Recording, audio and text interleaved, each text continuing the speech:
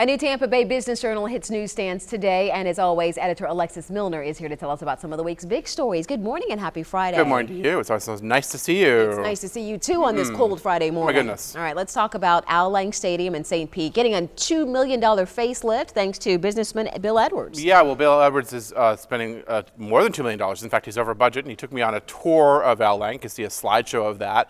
And my cover story this week talks about sort of his investment into the Tampa Bay Rowdies. And, you know, he had never seen a soccer game before he bought the team. It was in trouble, and he needed to be saved, and he fell in love with soccer. He's now really into it, and it's a passion for him. And what he's trying to do is improve the fan experience there by taking out all the obstructed views. There were a disproportionate amount of women's restrooms, so he improved that. They really are improving that stadium to make it a soccer-only stadium. And the Rowdies started in the 70s, and then, again, the brand picked up again in recent years. And so there's a long tradition for that soccer team in Tampa Bay. Tampa Bay is a big soccer market, and the question is whether or not they can really generate a lot of success over the long term.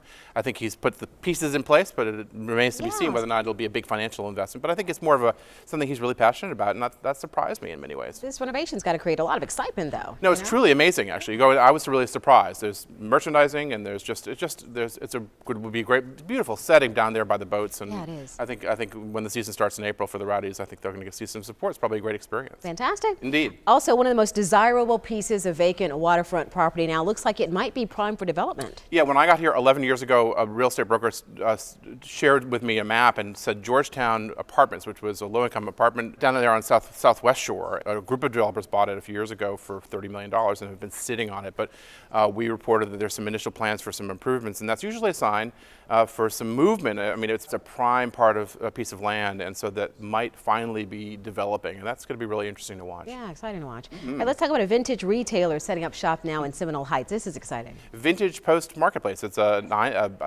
4,000 square foot storefront, and we love small businesses. But what's significant about that is Seminole Heights has always been sort of up and coming. It's always been sort of almost there in Seminole Heights, and it's a neat place to live, and but never quite fully getting there. And so this was significant that there's sort of the hip kind of vibe that store will bring. It has some wider significance about Seminole Heights moving along and making some progress. Yeah, making strides. That's pretty exciting. I think so, yeah. Well, always good to see you. And good to see you too, Dia. And for those stories and a whole lot more business headlines, check out the Money section on our mobile app.